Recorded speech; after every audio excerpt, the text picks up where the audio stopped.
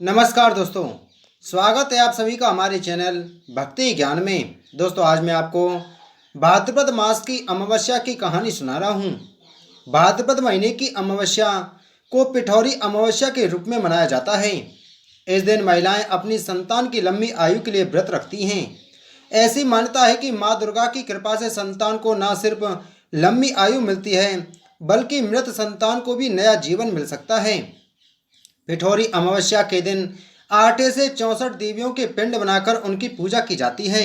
उत्तर भारत में यह पर्व पिठौरी अमावस्या, जबकि दक्षिण भारत में पोलाला अमावस्या के रूप में मनाया जाता है। इस दिन उत्तर भारत में माँ दुर्गा की, जबकि दक्षिण भारत में माँ पोलेरम्मा की पूजा की जाती है। पोलेरम्मा को माँ दुर्गा का ही एक रूप माना जाता है। बहुत पहले की बात है, एक परिवार में 7 भाई थे। सभी का विवाह हो चुका था। सबके छोटे छोटे बच्चे भी थे। परिवार की सलामती के लिए सातों भाइयों की पत्नी पिठौरी अमावस्या का व्रत रखना चाहती थी। लेकिन जब पहले साल बड़े भाई की पत्नी ने व्रत रखा तो उनके बेटे की मृत्यु हो गई। दूसरे साल फिर एक और बेटे की मृत्यु हो गई। 7वें साल भी ऐसा ही हुआ। तब बड़े भाई की पत्नी ने एक बार अपने मृत पुत्र का शव कहीं छिपा दिया। गांव की कुल देवी माँ पोलेरम्मा उस समय गांव के लोगों की रक्षा के लिए पहरा दे रही थी। उन्होंने जब इस दुखी माँ को देखा तो वजह जाननी चाहिए।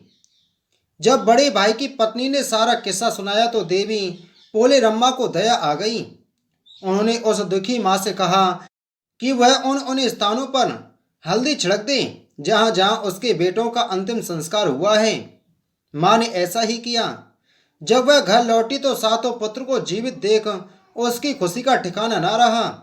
तभी से उस गांव की हर माँ अपने बच्चों की लंबी आयु की कामना के लिए पिठौरी अमावस्या का व्रत रखने लगी। यह व्रत उन सभी महिलाओं को करना चाहिए जिनके संतान हो। इस दिन प्रातः जल्दी उठकर स्नान करें। यदि संभव हो तो किसी पवित्र नदी में स्नान करें। स्नान के बाद सूर्य भगवान को जल अर्पण करें।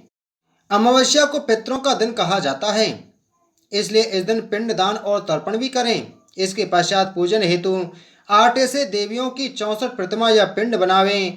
इन सभी 64 प्रतिमा को एक साथ एक पाटे पर रखें।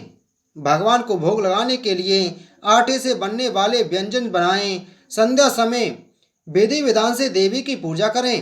पूजा के समय देवी की प्रतिमा को सुहाग का सामान चढ़ाएं।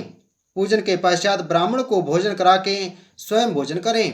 बोलो पिठौरी अमावस्या की जय।